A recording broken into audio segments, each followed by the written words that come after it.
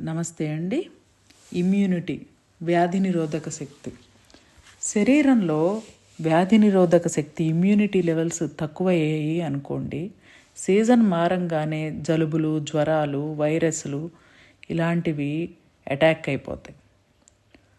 అదే వ్యాధి నిరోధక శక్తి బాగుంది అనుకోండి, కోవిడ్ను కూడా ఎదిరించగలుగుతాం. అవి కూడా ఏమీ చేయలేవు. మరి ఈ వ్యాధి నిరోధక శక్తి ఎప్పుడూ బాగుండాలి శరీరంలో అంటే చాలా బాధ్యతగా ఉండాలి. ఆరోగ్యం పట్ల ఆరోగ్యకరమైన అలవాట్లను కలిగి ఉండాలి.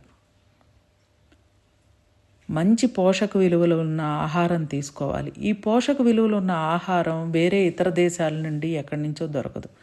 మనకు అందుబాటులో దొరికే ఆహార పదార్థాల్లో మంచివి సెలెక్ట్ చేసుకుని రోజు ఆహారంలో ఆకుకూరలు, ఇంకా పప్పు ధాన్యాలు ఇలాంటి పోషక విలువలు ఉన్న ఆహారాన్ని తీసుకోవాలి.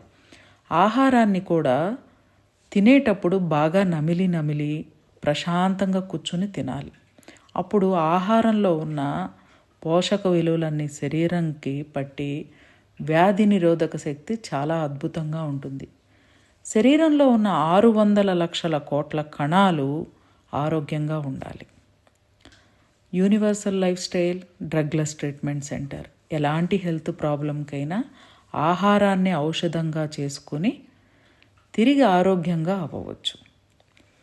Accommodation facility available, homely hygienic food available. Out of station నుంచి వచ్చే వాళ్ళకి వాషింగ్ మిషన్ కూడా అవైలబుల్గా ఉంది. థ్యాంక్ యూ అండి.